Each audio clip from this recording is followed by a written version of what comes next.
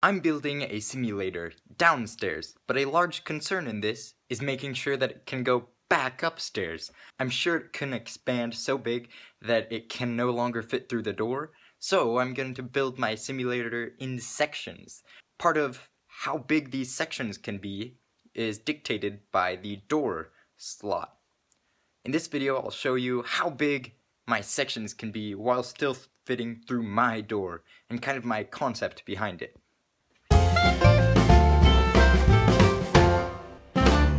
So, we have two ways the simulator can go inside. There's the way that uses the garage, and the way that uses the front entry. From both of those, there is a door to downstairs that needs to be passed through. My first tries and attempts are what we in the industry call not that good.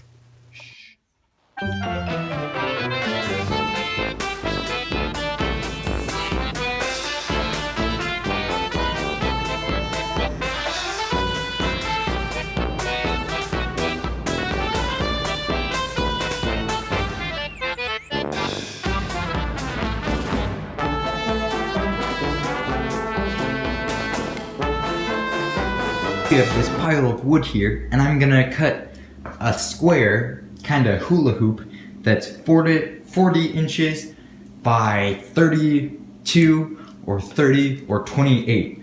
We're gonna see how wide the sections of the simulator can be while still falling through the door, or going through the door. So, we cut these woods into sections. Wow, woods. Don't worry everyone, I'll start using metric for construction, CAD, designing, and building. Wait a minute, I just used synonyms for each of them. Besides the point. But for now I'm using inches because it's my home language. But millimeters are easier to work with. Don't tell anyone I used hedge trimmers to cut these. So here's my hula hoop. I just got these pieces of wood and nailed them together really quickly. Super unsturdy, and in fact, it'll even make it can even bend pretty easily. But this is just to make sure I can in fact put this through the door.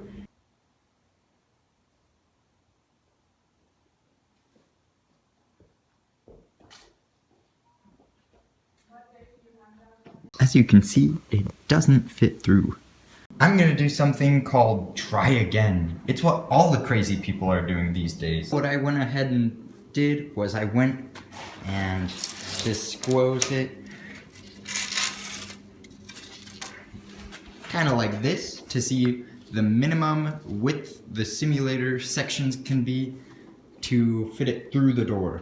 We have a weird kind of crooked door, so it makes it hard to put parts through the door. I could try the window well, but that's a whole nother story.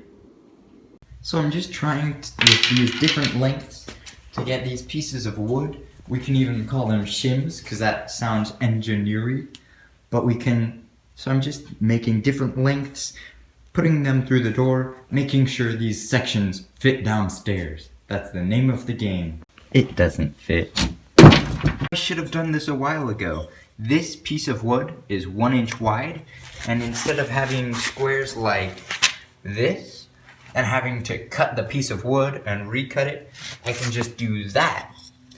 Put the piece of wood right here, unscrew it, and rescrew it 1 inch. So this is a 1 inch shim. This time I think I'm using shim right.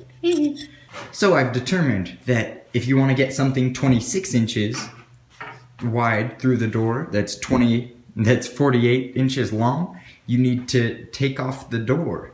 That'll allow just a little bit more space.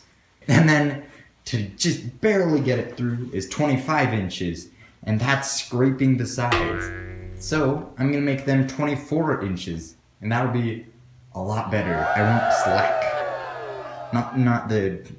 Not the work chat app. I want like space between the walls. You're gonna have to be really careful though. It's official, 24 inches by 48 is the minimum allowable width for the simulator. It's gonna be 40 inches this way, but I might have a few inches on each side for, what do you call it? fun. Yeah, I'll have a few inches on each side for slack, and then now it's guaranteed to fit through the door as long as I don't go through this section. Yeah. I'm doing a floor map, and I realized that that isn't 24 inches by 48. It's actually 24 by 60.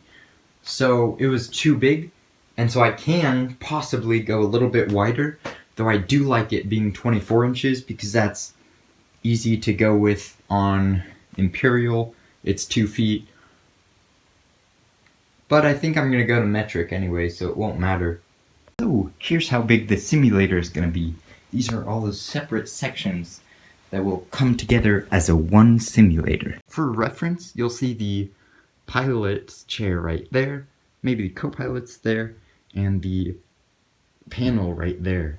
There will be a space right here for everything to be wired, and then it'll be connected to the computer and all the background stuff over here. So I think there'll be speakers, possibly. All the wire management will happen here, and then a few cables will go to the actual computer. So again, there'll probably be a bunch of more USB hubs, like this one, but more muscular. And then a few USB cables will run to here, and it should work like that. We'll have operating doors right here, so this ottoman won't be there because it would block the door and be a fire hazard. And then we have the simulator panel here. I want to make these panels interchangeable, which presents another challenge.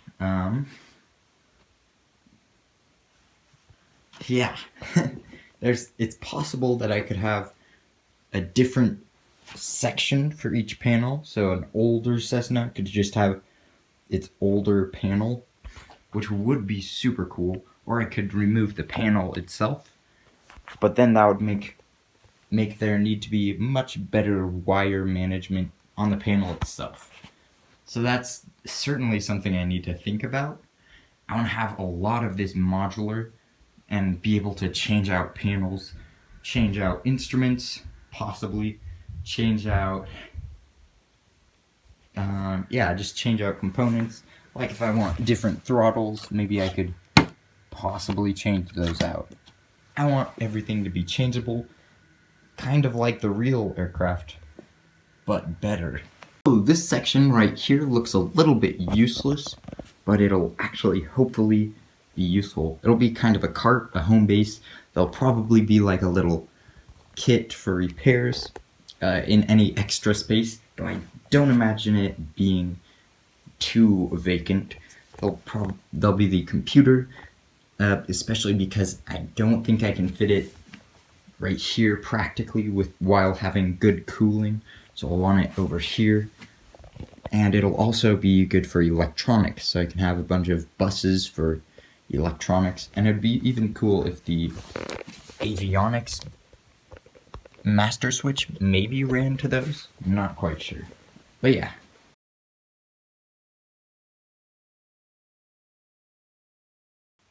In my brain, I picture so clearly just locking pieces together, but I know in reality they're gonna be like warped, bending pieces that like kind of clash together. You have to have a bunch of bungee cords to put them together. So I'm gonna really have to design this to make sure that prophecy doesn't fulfill itself.